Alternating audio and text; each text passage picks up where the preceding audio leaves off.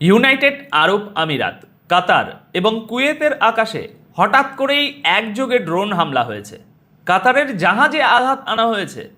অন্যদিকে ঠিক এই উত্তেজনার মাঝেই পাকিস্তান হয়ে ডোনাল্ড ট্রাম্পের কাছে পৌঁছে গেছে ইরানের একটি চরম বার্তা। আর ঠিক গতকাল 10ই মে সন্ধ্যে 7টার দিকে ইরানের প্রেসিডেন্ট মাসুদ পেজিশিয়ান এমন এক হুঙ্কার দিয়েছেন যা আমেরিকার হিসেব নিকেশ অনেক অনেক বেশি কঠিন করে দিয়েছে। এখন প্রশ্ন হলো, মায়ামিতে যখন যুদ্ধবিরতির আলোচনা চলছে তখন এই হামলাগুলো কে করাচ্ছে?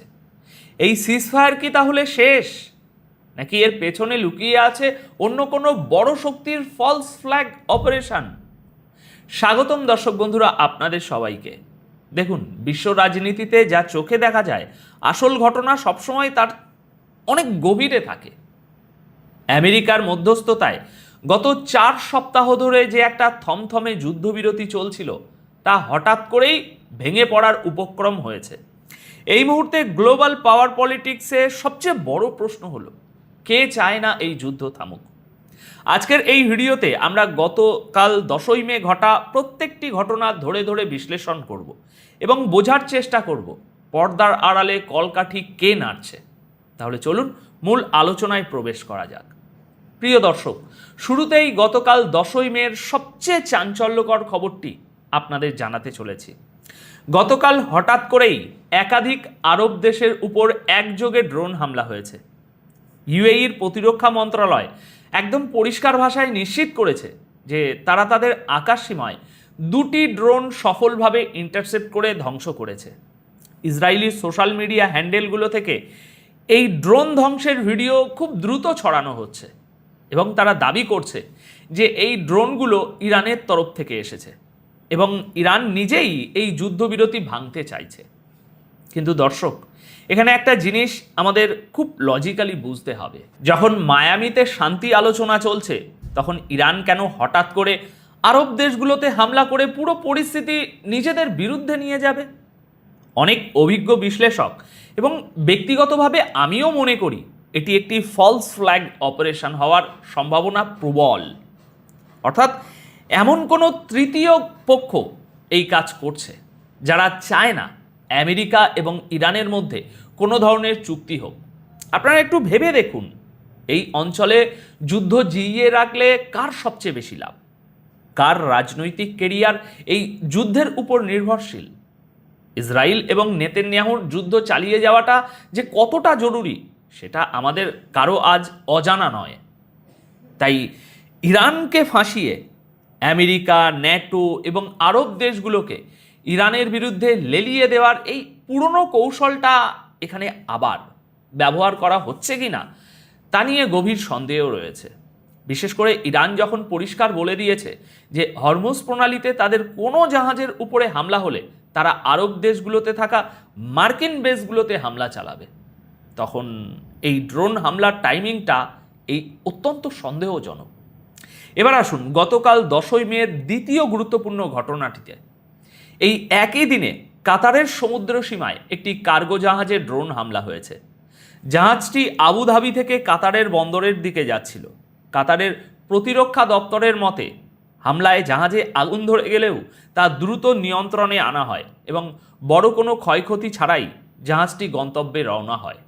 কিন্তু আসল ব্যাপারটা হলো, এই হামলাটা ঠিক এমন একটা সময়ে হলো যখন কাতারের প্রধানমন্ত্রী মায়ামিতে বসে আমেরিকার শীর্ষ কর্মকর্তাদের সাথে এই যুদ্ধ থামানোর একটা আপ্রাণ চেষ্টা করছেন। কাতার এই মুহূর্তে আমেরিকা এবং ইরানের মধ্যে সবচেয়ে বড় মধ্যস্থতাকারী। তাহলে কাতারের জাহাজে হামলা করে আসলে কে কাকে কি মেসেজ দিল? দেখুন, মেসেজটা খুব পরিষ্কার। যেই শক্তি এই হামলা করেছে তারা চায় না কাতারের এই মধ্যস্থতা সফল হোক। ওই একই দিনে অর্থাৎ গতকাল 10ই মে রবিবার সকালেই কুয়েতের আকাশেও অজ্ঞাত ড্রোনের অনুপ্রবেশ ঘটে এবং কুয়েতের সেনাবাহিনী তাদের এয়ার ডিফেন্স অ্যাক্টিভ করে। ইউএই, কাতার এবং কুয়েত একসাথে 3টি আরব দেশকে টার্গেট করার মানে হলো এই অঞ্চলে আমেরিকার যে সিকিউরিটি গ্যারেন্টি ছিল তা একেবারে ধুলোয় মিশিয়ে দেওয়া। ডোনাল্ড ট্রাম্পের জন্য এটি একটি বিশাল বড় মাথা ব্যথা, কারণ তিনি একদিকে শান্তি আলোচনার জন্য টিম পাঠিয়েছেন, অন্যদিকে তার আরব মিত্রদের আকাশ অরক্ষিত প্রমাণিত হচ্ছে। এই চরম উত্তেজনার মধ্যেই গতকাল 10ই মে কাতার আরেকটি বড় পদক্ষেপ নিয়েছে। কাতারের প্রধানমন্ত্রী শেখ মোহাম্মদ বিন আব্দুল রহমান ইরানের পররাষ্ট্রমন্ত্রী আব্বাস আরাকাচির সাথে ফোনে কথা বলেছেন। এই ফোন আলাপে কাতার ইরানকে অত্যন্ত কড়া ভাষায় একটা বার্তা দিয়েছে।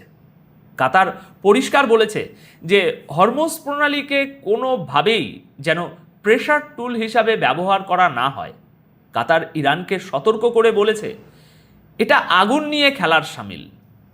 দেখুন দর্শক, কাতারের এই বার্তার পেছনের জিওপলিটিক্সটা বুঝতে হবে আমাদের।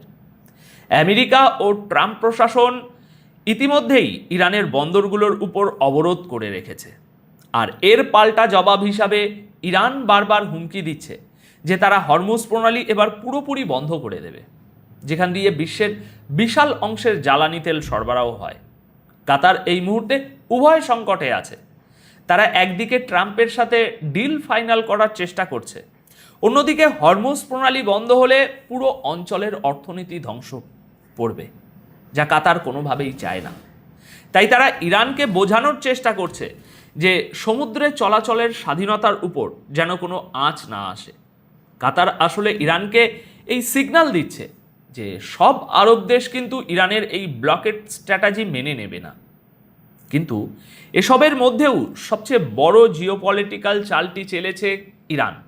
গতকাল 10ই মে রবিবার বিকেলের দিকে খবর আসে যে ইরান অবশেষে আমেরিকার শান্তি প্রস্তাবের চূড়ান্ত জবাব দিয়েছে, আর এই জবাব তারা পাঠিয়েছে পাকিস্তানের মাধ্যমে।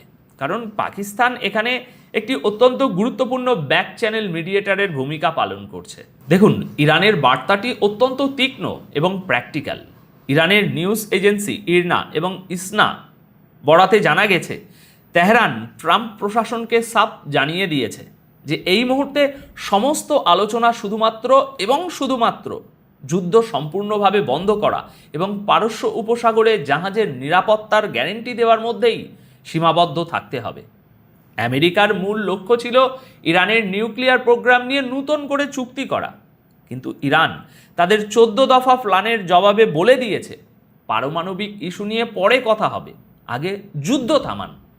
এই শর্তটি ট্রাম্পের জন্য মেনে নেওয়া খুব কঠিন, কারণ আমেরিকা চায় একটা প্যাকেজ ডিল, আর ইরান বলছে আগে আমাদের বেঁচে থাকার এবং নিরাপত্তার গ্যারান্টি দাও। দর্শক, ইউএই এবং কাতারে যখন ড্রোন হামলার নাটক চলছে, ঠিক সেই মুহূর্তেই ইরানের এই পজিটিভ কিন্তু শর্তযুক্ত জবাব প্রমাণ করে যে ইরান ডিপ্লোম্যাটিক টেবিলে বল এখন আমেরিকার কোর্টে ঠেলে দিয়েছে। আর এই পুরো পরিস্থিতিকে একটি ক্লাইম্যাক্সে নিয়ে গেছেন ইরানের প্রেসিডেন্ট মাসুদ পেজিশিয়ান। গতকালকেরই খবর, 10ই মে রবিবার সন্ধ্যা আনুমানিক 7টার দিকে তিনি এক্সে একটি অত্যন্ত কড়া পোস্ট করেন। এই পোস্টটি ছিল মূলত আমেরিকার জন্য একটি ক্লিয়ার কাট মেসেজ। পেজিশিয়ান পরিষ্কার লিখেছেন যে আমরা শত্রুর সামনে কখনো মাথা নত করব না। তিনি অত্যন্ত সাবলীল ভাষায় বুঝিয়ে দিয়েছেন যে ইরান যদি আলোচনার টেবিলে বসেও তার মানে এই নয় যে তারা স্যারেন্ডার করছে বা ভয় পেয়েছে। আলোচনার মূল লক্ষ্য হলো ইরানি জাতির অধিকার এবং স্বার্থ রক্ষা করা। দর্শক, এই বার্তার গভীরতাটা একটু বুঝুন। একদিকে আইআরজিসির মিসাইলগুলো আমেরিকান বেসগুলোর দিকে তাক করা আছে, অন্যদিকে পাকিস্তান হয়ে আমেরিকার কাছে শান্তি চুক্তির শর্ত পাঠানো হয়েছে, আর তার পরপরই প্রেসিডেন্ট নিজে সোশ্যাল মিডিয়ায় এই হার্ডলাইন স্ট্যান্ড নিচ্ছেন। এর মানে হলো ইরান গুড কপ ব্যাড কপ খেলছে। তারা আমেরিকাকে বোঝাতে চাইছে যে আমরা যুদ্ধ শেষ করতে চাই ঠিকই, কিন্তু তোমরা যদি মনে করো অবরোধ আর ড্রোন হামলার ভয় দেখিয়ে আমাদের দুর্বল করবে, তবে সেটা তোমাদের মহা ভুল ধারণা।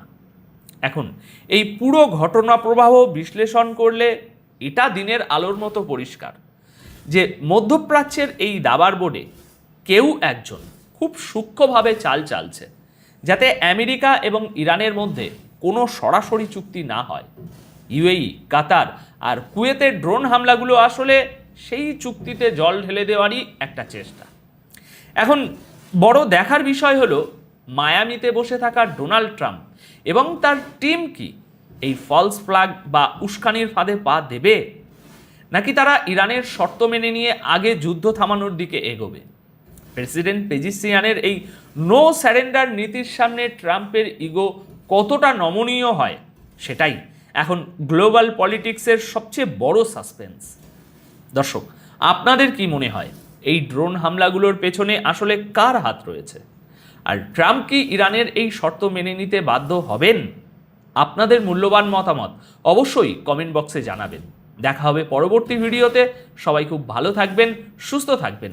ধন্যবাদ আপনাদের সকলকে।